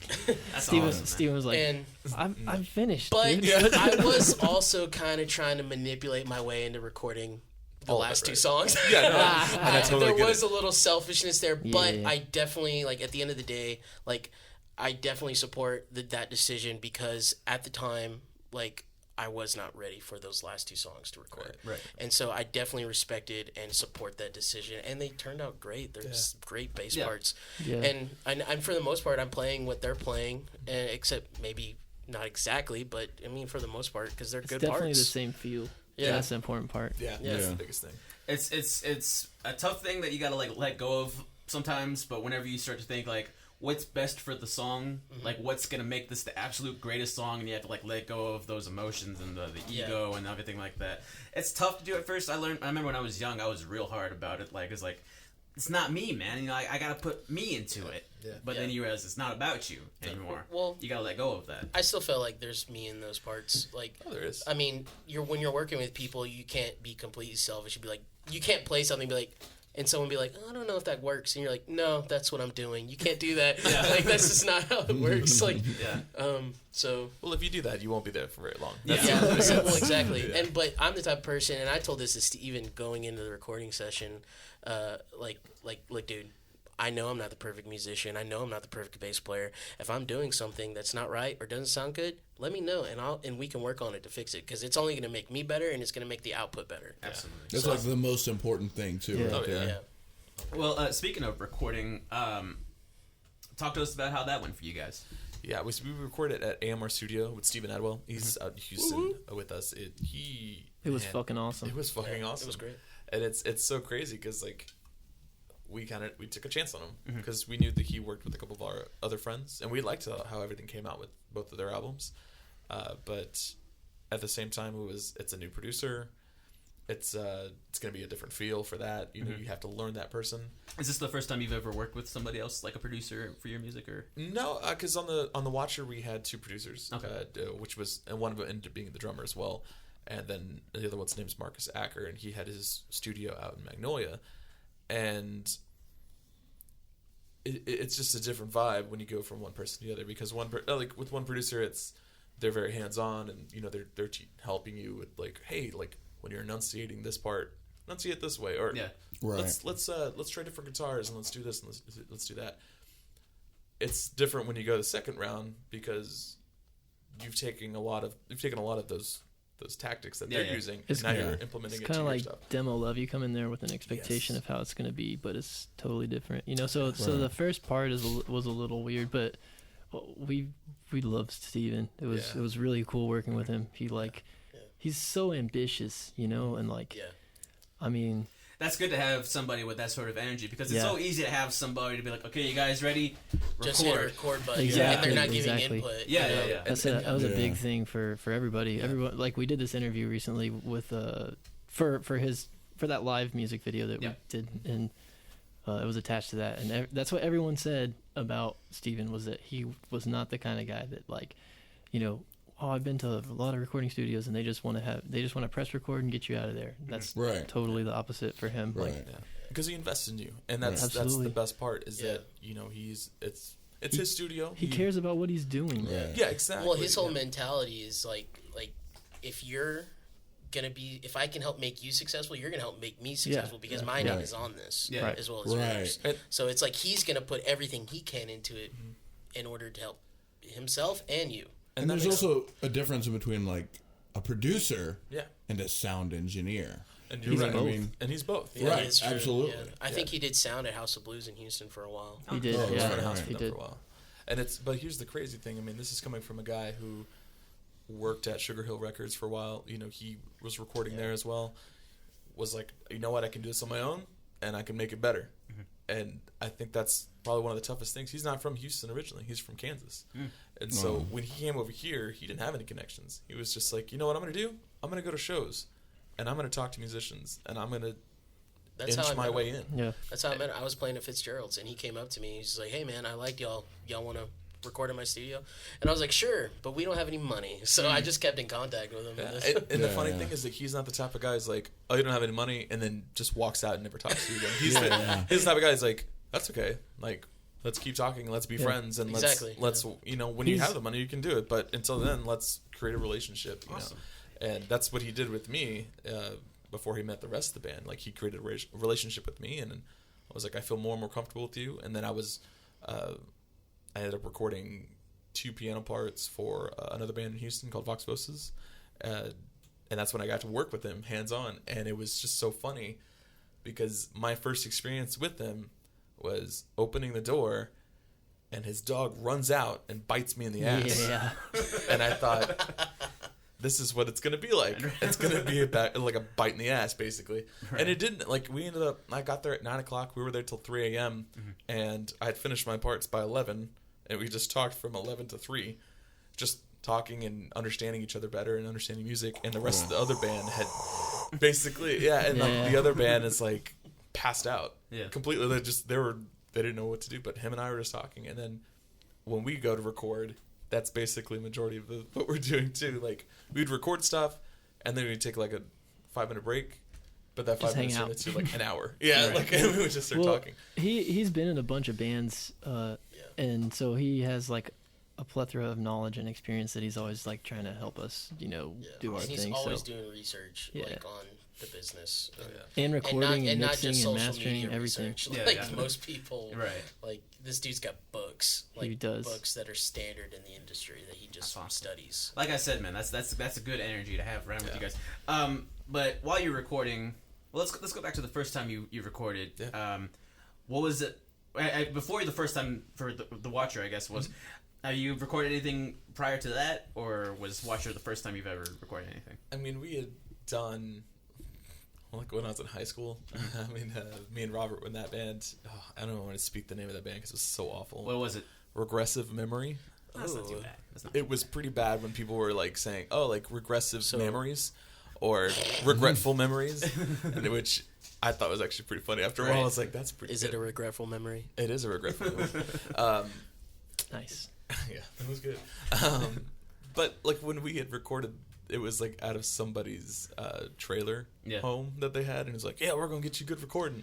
And it was awful. It was the worst thing I've ever heard in my life, and I still have recordings of it. And it's pretty awful. So I remember. But at that point, though, are you really thinking of the quality, or are you just thinking? Was there ever a point where you're like, fuck yeah, that's me on the recording. Like, that's what we sound like. Some of the earliest things that we ever did, we did it in a fucking house in the middle of the woods. Yeah, right. And it was like, I remember we plugged it up to the sound system, and we heard how good the bass sounded and how good the drums sounded. Right. And we were legitimately like, awesome. We were just like, fuck yeah. And then I remember listening to it years later, like, just so fucking awful. Like, you kind of get caught in that moment. I think that's funny because, like in my early days when I did some recordings, like, I think I was just happy hearing it back. You just get, because in your mind what it can be, so you're listening from like what it could be, or as a whole, and like, even if it's not everything that's recorded, but like I just think there's a satisfaction in that, like, even if it's not the best quality, you're just hearing it back is like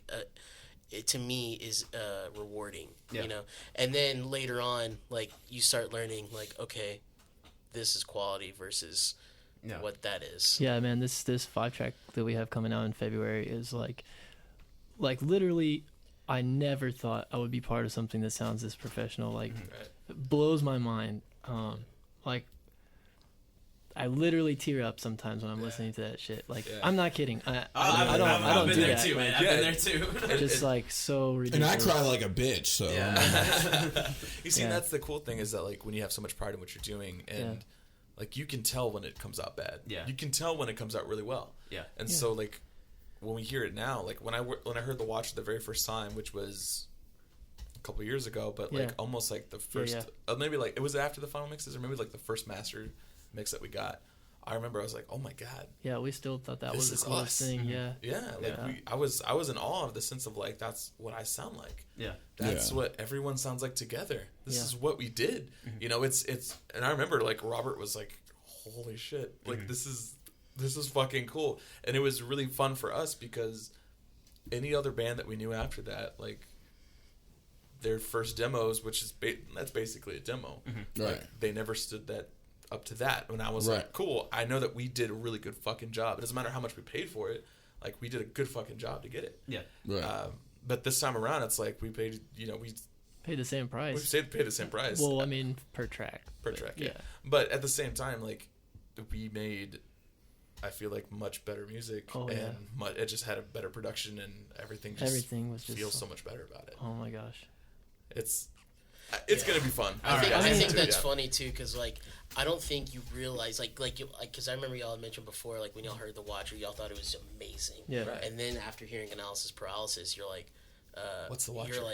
You're like, wow, like this is so much better, like in production quality wise. Yeah. And I think that's funny. Like you don't quite know what's great until you've heard one way that you think is good, and then you hear something better, and you're like, okay, that's where it is. Yeah. Yeah. Yeah, like I was saying, like the way we were doing it, like it was all like just laptop and like dropping a mic, and then you move up to like going to a studio. There used to be a studio in Huntsville called Prison City Sound. Yeah, Oh, yeah. I've recorded there before with Greg Pickett. Greatest dude in the world. Yeah. But we went there and we got some of his quality in recording, and I remember just feeling like, fuck, this is great stuff. Exactly. And then we went to another studio that used to be here, Haven Recordings. Yeah. And I've heard of them. I think I contacted them once. Yeah, they've moved to Los Angeles, doing great things. Phenomenal dudes. Kevin Chaburka? Chewy, Correct, yeah. And we recorded there, and our minds were fucking blown because that felt like the real process of recording. Yeah. Like there's the sound room, and then I was recording my drums by myself with the headphones and the mics, and you just get lost in the moment. Like, holy shit, these are sound dampeners, and holy shit, there's a vocal booth right over there. The vocal booth, yes. Yes.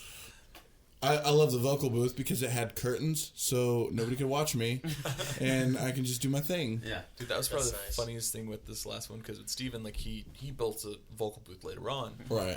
And so I was like, oh, I'm going to be one of the first people to be in it. I'm excited. And, like, you go in there, and it's, like, there's no reverb. It's perfect. Yeah. And I remember closing the door, and I felt, like, uncomfortable for a second. I was like, the last vocal booth I was in, like, you could still see me, and I could still see everybody else, so it had glass. Yeah. This one had nothing, so you can't see anything. And I was like, you know what? No one knows what I'm going to be doing in here. Yeah. So I just turned off the lights. You jacked off, didn't you? That's some Maynard shit, dude. Wait, which one? Maynard's dick.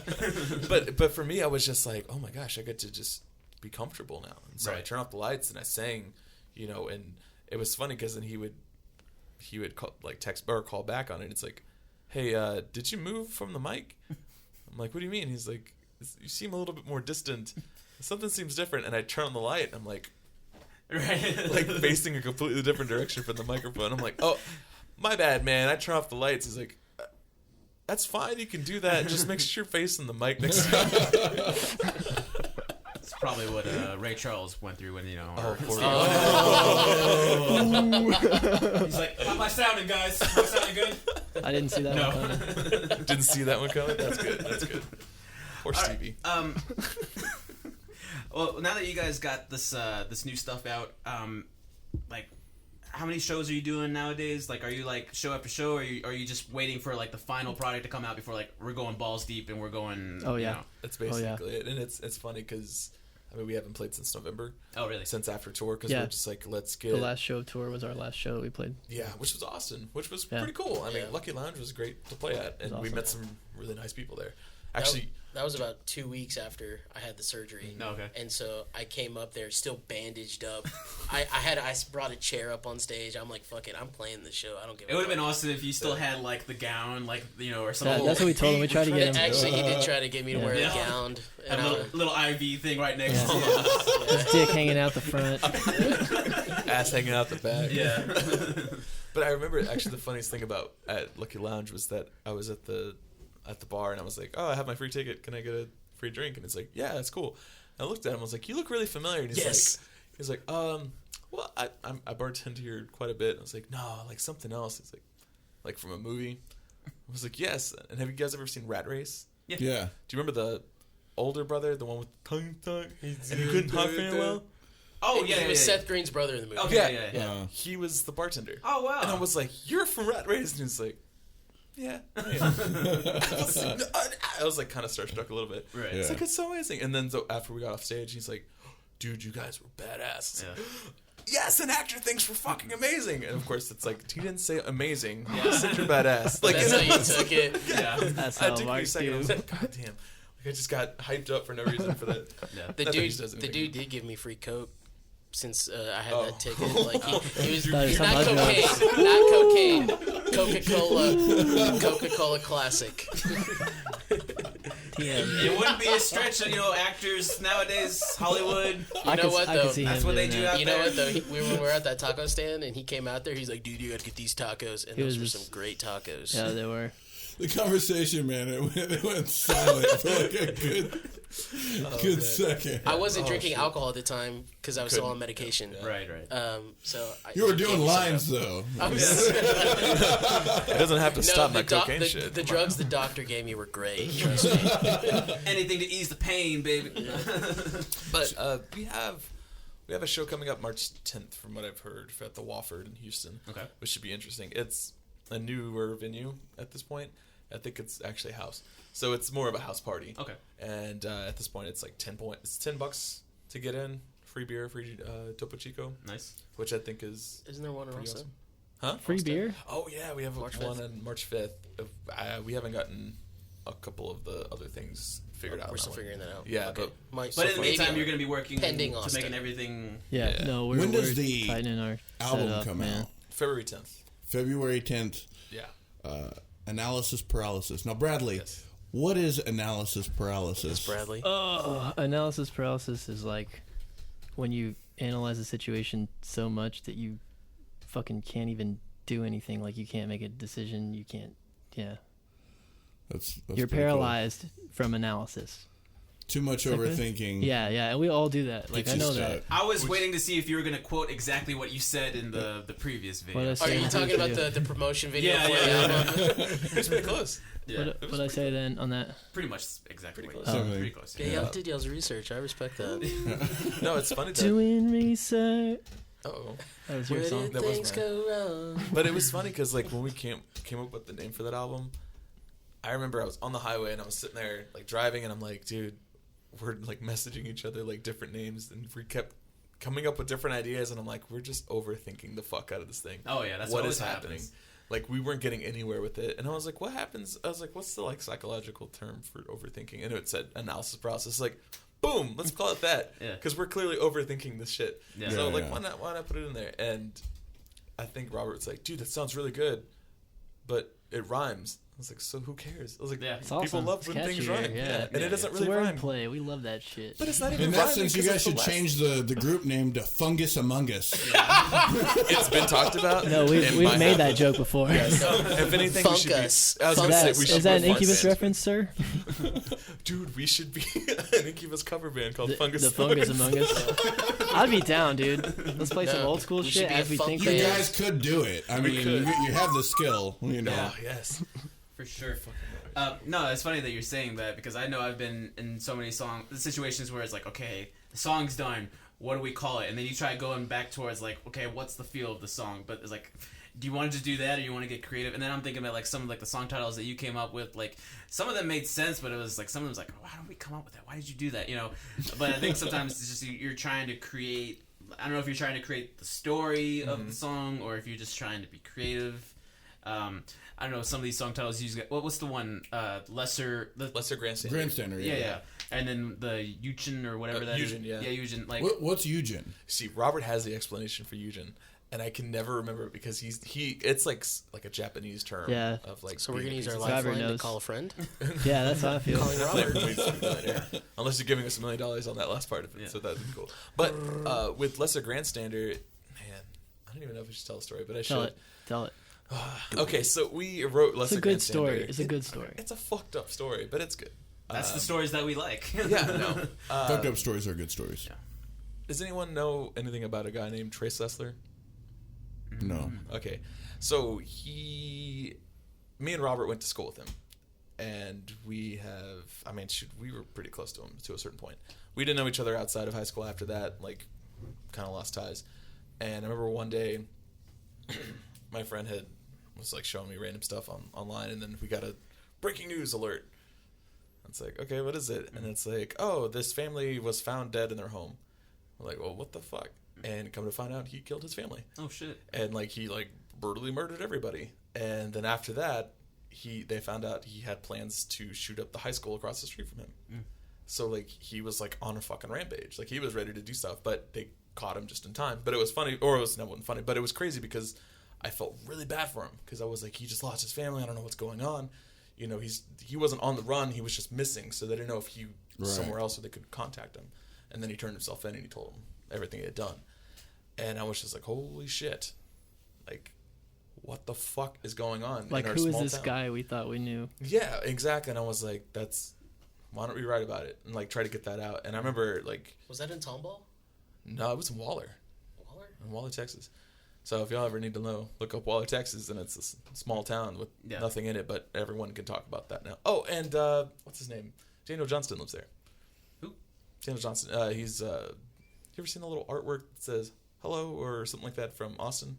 I've never been outside. Okay, it's like this little weird looking alien guy. And it's like, but he's a famous singer artist guy. He's really different.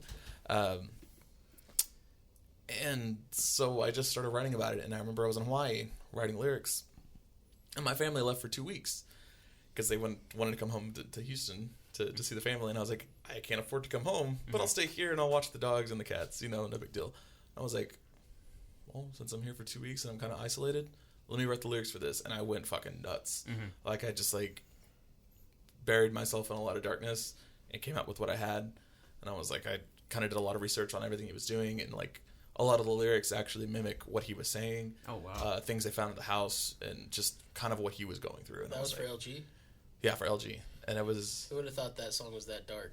I know, and that's When the you only... listen to it. And that's really the reason why I wanted to write lyrics like that, because it's a nicer, happier sounding song. So like you add darker lyrics to it, it kind of gives it a little bit more content. And it's a little bit more sinister in that way because not a lot of people know about it. And honestly, like it's hard to talk about because I remember at our first couple of shows, like we would introduce songs or whatever, and then I remember one day I was just like, at one show, This song is about a friend of ours who killed his family. It's exactly how I said it. And Verbatim. then it just started playing. That was Crossroads House of Blues, and I was like, oh, shit. And I felt so bad because There I was was like, such we a lost big everybody. silence, like right there, just... Oh, shit. Like, Yeah.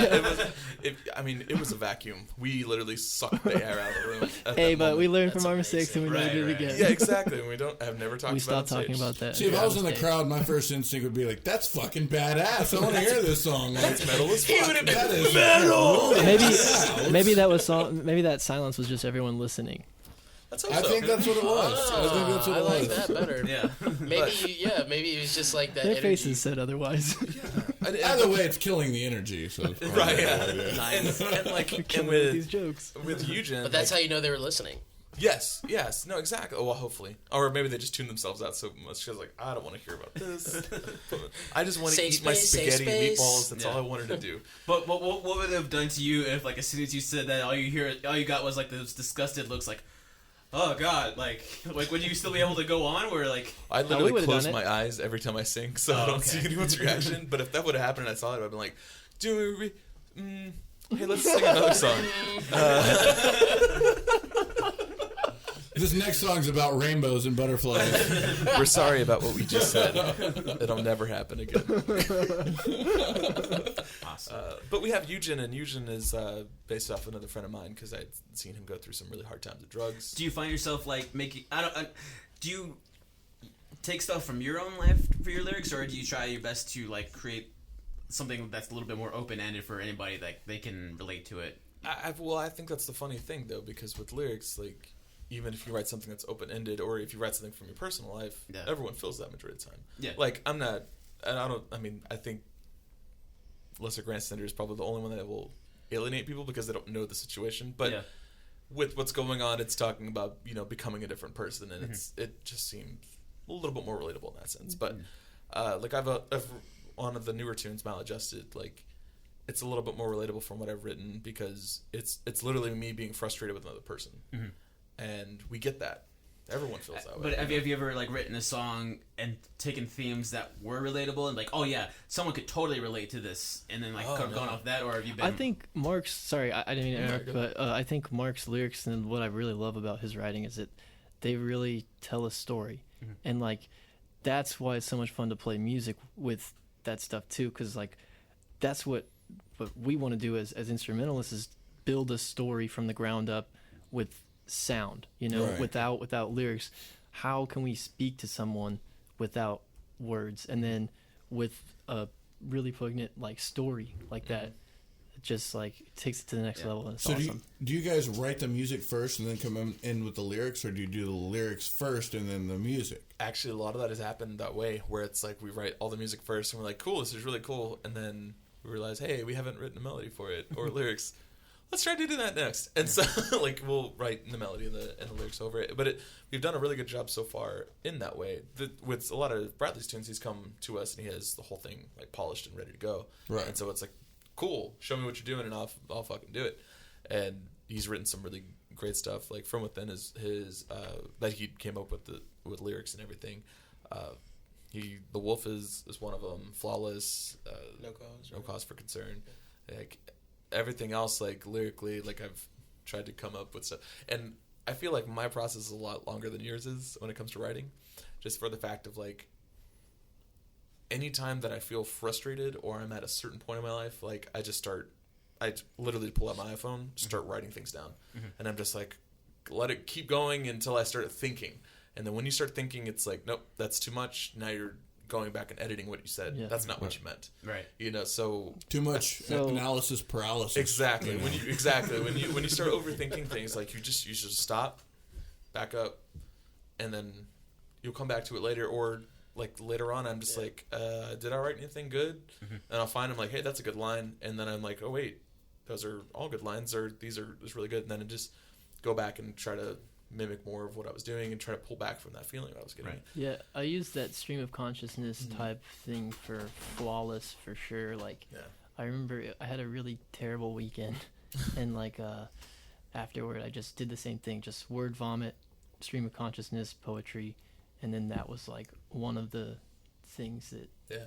And then we just fit it into some music. Oh yeah, no, we did, and but it came out really freaking cool. So awesome, I did it.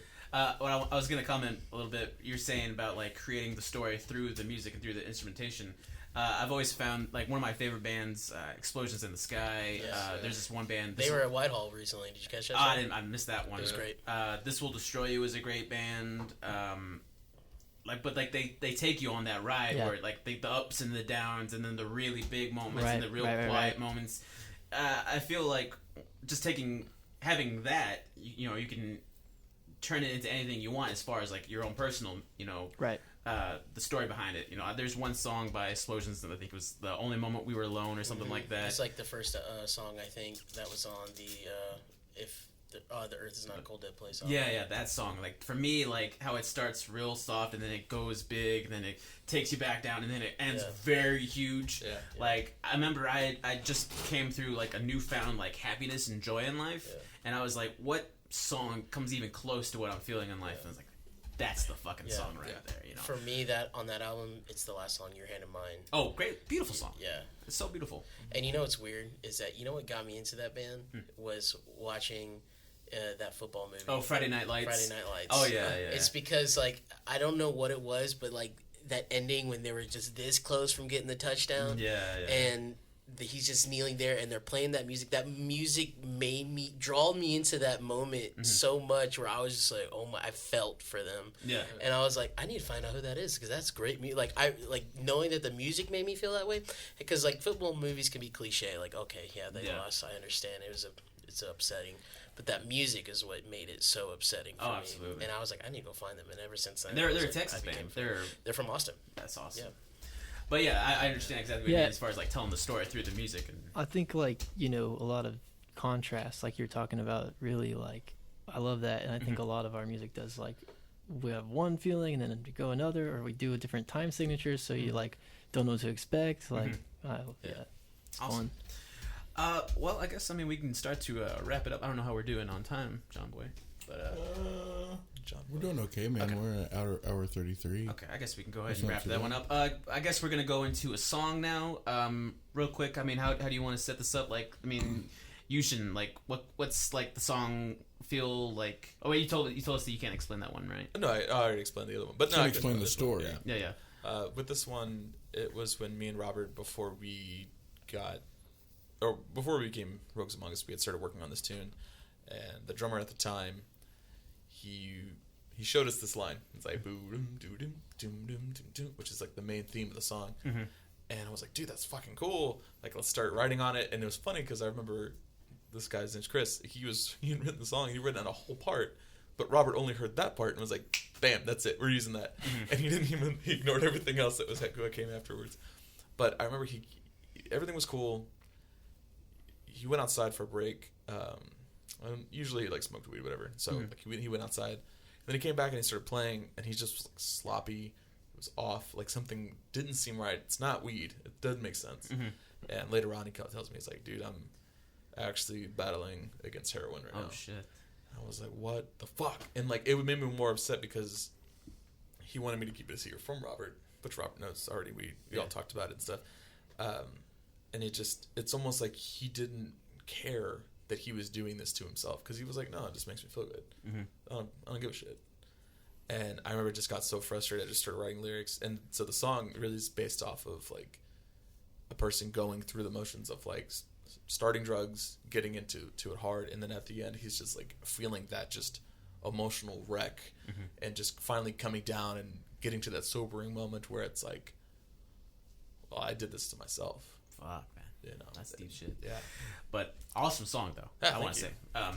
But I guess we'll go ahead and we'll lead it into that one. Gentlemen, thank you guys so very much for coming by. Good pod, I'd say. Yeah, do you guys have any plugs, anything you guys want to mention before we go? February 10th, Analysis Paralysis comes out. Yes. Awesome. When's our next show again?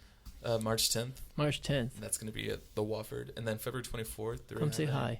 Yeah, we're having a little get-together Who at else is Avant playing? Garden. March 10th. March 10th. So far we got Clay No Melton? Rehearsal and Clay Melton Band. Clay Melton. If you haven't heard those guys. Yeah. you should go. No Rehearsal played the other day here. Yeah. Oh, really? They played here? Yeah. Oh yeah, yeah. I Like saw in that. Huntsville I saw or that. at think I Joe's made it. podcast? No, they Huntsville. play over at 12th Street. Sweet. Yeah. Dude, this is where the place that I've been wanting to come play at for a while. Oh yeah, they got a good venue here. So Yeah. definitely. Oh, is Lizard still going to? No, Lizards no, is no. no more. That was our place that we played at. Yeah. Yeah. So Like, if you had come around while we were playing, we probably would have had some shit, because like you're coming to our turf now. But Start some shit. We start like throwing that. signs. I like we that. could have crossed swords, you know. the Yeah. whole yellow, You know, just cash me outside. Rope have a signs band. up. How about that? How about that? Oh my god. But no, 12th Street is definitely. If you guys come to Huntsville, please let us know. We'll do something beforehand. Yes. But, Oh, yeah. 12th Street Bar, definitely got to get down there. Awesome. Cool. But anyways, we're gonna jam out to this song, and once again, thank you guys so much. And until next time, good night, goodbye, and good luck. Thanks.